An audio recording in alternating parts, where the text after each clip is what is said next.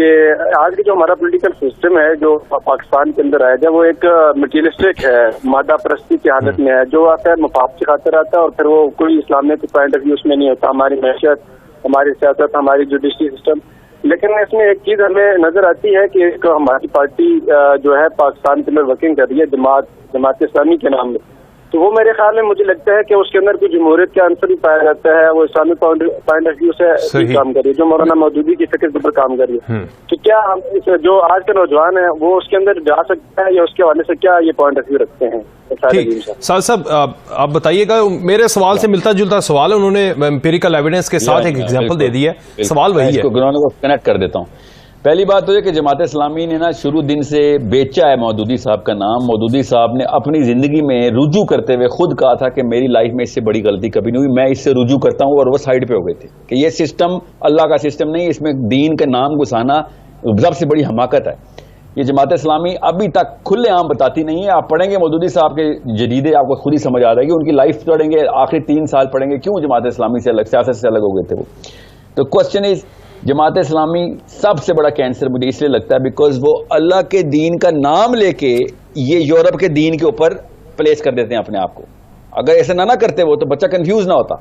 اب عام مسلمان بچہ اللہ کے نام پہ ان یورپین خداؤں کو سجدہ کر دیتا ہے. دین یاد رکھیے گا، دین ایک سیاسی پولیٹیکل سسٹم کو کہتے ہیں. اللہ تعالیٰ نے سورہ یوسف میں خود آیت لکھ دی کہ حضرت یوسف کے بھائی کو بادشاہ مصر کے دین کے اندر ویزا الاؤ نہیں تھا، مصر کا ویزا. پولیٹیکل سسٹم کو دین کہتے ہیں اللہ تعالیٰ خود کہتے ہیں کہ کسی بھی بندے کے، فار ایگزامپل اللہ تعالیٰ نے کہا لا اکراہ فی الدین، کہ میرے پولیٹیکل سسٹم کے اندر کوئی کسی کو زبردستی اسلام کے ڈنڈے نہ مارے کہ تو نے اللہ کو ماننا ہے. یہ پولیٹیکل سسٹم ہے، اس میں کوئی بھی بندہ رہ سکتا ہے، بس لاز اللہ کے فالو کرے گا. بے شک مذہب اپنا اپنا فالو کرو. ہر جگہ پہ اللہ تعالیٰ دین کو پولیٹیکل سسٹم بتاتے رہے. یہ ہمارے پچھلے 135 سال پہلے کی مسلم اسکالرشپ خصیص ہوئی. انہوں نے جان کے دین کا مطلب ہٹایا اور سائیکالوجی میں مذہب کا لفظ آ دیا. قرآن پاک میں ایک دفعہ بھی مذہب کا لفظ نہیں آیا، ایک دفعہ بھی. یہ لوکل پاکستانی لفظ ہے مذہب، جس کی وجہ سے ہم سب پولیٹیکل سسٹم سے ہٹ کے پوجا پاٹ اور بدھ مت میں آ گئے کہ بس میں اللہ اللہ کرتا رہوں، نمازیں پڑھ لوں، روزے رکھ لوں، بس میں جنت میں پہنچ جاؤں گا. حالانکہ اللہ تعالیٰ جتنی دفعہ بھی دین کا لفظ بولتے ہیں اللہ تعالیٰ اس پولیٹیکل سسٹم کو ریفر کرتے ہیں، ڈائریکٹلی بتا رہے ہوتے ہیں. پھر حکم کا مطلب ہوتا ہے وہ لاز، پھر اقامت کا مطلب ہوتا ہے لاز کی پروپیگیشن کہ 100% ریزریکٹ کیے ہیں آپ نے وہ لاز. تو اللہ تعالیٰ تو بتا ہی رہے. ہر نبی نے آ کے پھر پولیٹیکل سسٹم کیوں اپنے ہاتھ میں رکھا. حضرت موسیٰ نے پولیٹیکل سسٹم، پھر میثاق مدینہ جب ہوئی تو نبی اسلام کے پاس گنتی کے بندے تھے، مدینہ تو مسلمان نہیں ہوا تھا اس وقت.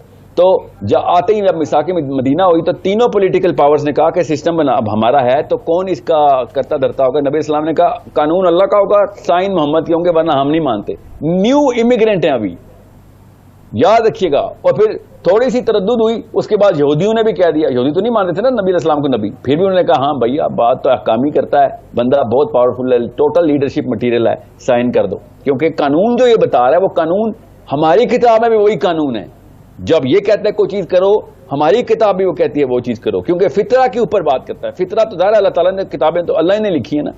سو یو نیڈ ٹو انڈرسٹینڈ کہ جب میثاق مدینہ میں ایز اے ویک انٹرنٹ مسلمانوں نے آ کے کہہ دیا تھا کہ ہم آپ کے سسٹم کو سجدہ نہیں کر رہے، ماننا ہے تو ہمارا سسٹم، نہیں تو پھر دوسرا طریقہ ہم سب کو پتا ہے. تو انہوں نے مانا تھا. اسلام کی پولیٹیکل فلسفی کیا ہوئی؟ آج کل اگر 300 سال پہلے 400 سال پہلے کی ڈیفینیشن رائٹ، لیفٹ اور سینٹر، لبرل، بورچیس اور کمیونزم یا سوشلزم، اسلام کہاں سٹینڈ کر رہا ہے؟ ویری کوئکلی سر. دیکھیں سوشلزم ایک کیپٹلزم ایک پولیٹیکل فلسفی نہیں ہے، سوشلزم ایک پولیٹیکل فلسفی ہے. کارل مارکس یہ بھول گیا تھا یہ بات لکھتے وقت، حالانکہ یہودی ڈائریکٹ اس کا باپ اس کا دادا سب سے بڑا ریناؤنڈ رہبر تھا. اس کے نطفے کے اندر یہودیت کی فلسفی تھی، مگر پھر بھی اس بندے نے اتنی کریٹیکل مسٹیک کی. جب سوشلزم، اسلام سوشلزم نہیں ہے، یاد رکھیے گا. اسلام نے ہمیشہ ہائرارکی آف کمپیٹنس کو رسپیکٹ دی ہے. ایک متقی بندہ ایک غیر متقی کے برابر نہیں ہے. سوشلزم میں تو ایسا نہیں ہے. سوشلزم میں تو آپ کی سوشو اکنامک ہائرارکیکل ڈسپوزیشن ہوتی ہے. دوسرا، اسلام نے کہا تھا کہ ایک بندے کو جب ایک پاور کی ڈسیمینیشن دی جانی ہے تو وہ اس کے رول کے اندر رہ کے وہ پوری کی پوری ڈومین اپلائی کرے گا, تو he will be only questionable to the hierarchy that is reporting to, which is the قانون, which is the law of اللہ سبحانہ تعالیٰ. سوشلزم تو کہتا ہے کہ نہیں, لوگ بتائیں گے قانون کیا, لوگوں کے لیے جو اکوالٹی کا قانون ہوگا. لوگ کب سے بتانا شروع ہو گئے, ٹھیک ہے, لوگوں نے ہی بتانا تھا, تو ڈیموکریسی کافی تھی, لوگ بھی تو ڈیموکریسی میں لوگ ہی بتاتے ہیں نا.